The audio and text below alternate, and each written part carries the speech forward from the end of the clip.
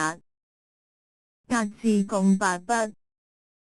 第一筆橫，第二筆豎勾，第三筆提，第四筆豎，第五筆橫接，第六筆橫，第七筆橫，第八筆豎。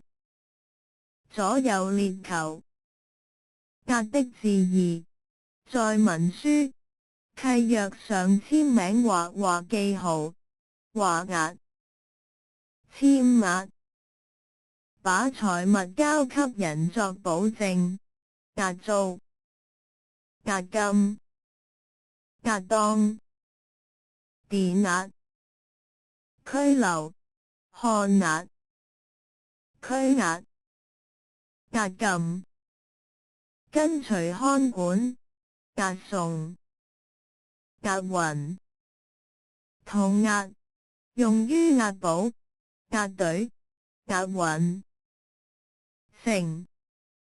押的詞性分類解釋。動詞，以財物作為保證，抵借財物。如抵押、典押。早上借擴音器時，把學生證押在視聽中心了。紅樓夢第72回，把我那個金項圈拿出去，暫且押400兩銀子。拘留。水滸傳第53回，取一面大家丁了，押下大牢裏去。跟隨看管。老殘遊記第20回，張許吳二人都用繩子綁了，陶三抹着解到歷城縣衙門口來。掌管。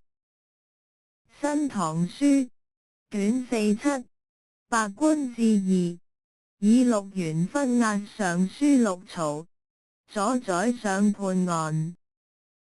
廖史卷1，禮志4，孫輝使押殿前班起居筆，卷辦。押制，各自。如公文押在他手裏。下賭注。如押寶。動詞，在公文、契約或公詞上簽署。水滸傳第6回，次早，清長老聖發座，押了發帖，委至深管蔡元。初刻拍案驚奇，卷10，代幣友們都押了花字，一同作個見證。